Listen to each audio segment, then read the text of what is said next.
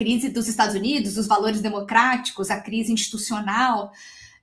isso, desde a invasão ao Capitólio, parece que é uma constante nas análises. Então, quando o próprio império está assumindo a sua crise, eu acho que isso é um indício para a gente pensar esse caminho. A maior parte das análises, né, de quem está trabalhando isso,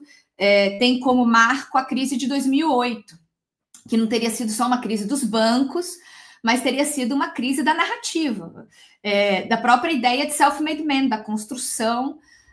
de cidadania nos Estados Unidos. Então, a crença, né, de que a globalização e o mercado seriam um caminho para tudo está em falência forte desde 2008. Isso entra governo democrata,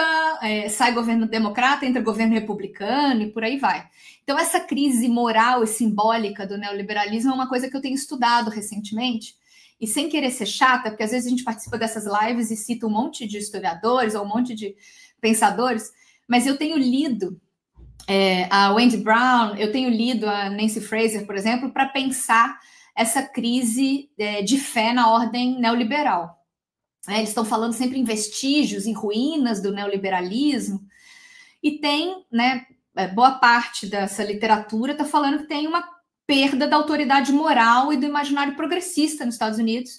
que é impossível de voltar atrás. Então tem um esgotamento mesmo, simbólico, existencial, e eu acho que a gente estava comentando antes de começar aqui a live,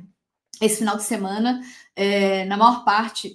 não, em mais de 200 cidades nos Estados Unidos, claro que está mais concentrado nas cidades da costa leste, da costa oeste,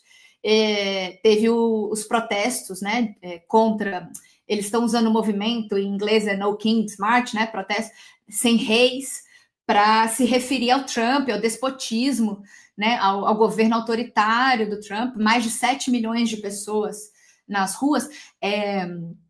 Na verdade, os dados variam muito, entre 7 e 10 milhões de pessoas, mas o fato é que é a primeira vez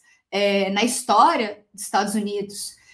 desde o século XX, né, que começou a computar isso, tem um protesto tão massivo contra um presidente. A popularidade dele está baixíssima, mais baixa até do que no primeiro mandato, menos de 40%. Mas para poder mostrar o quanto os Estados Unidos estão em crise, mais baixa do que a popularidade do Trump é a popularidade do Partido Democrata, que não consegue reagir. Mais de 60% da população acha que o Partido Democrata está numa crise profunda que representa a crise dos Estados Unidos.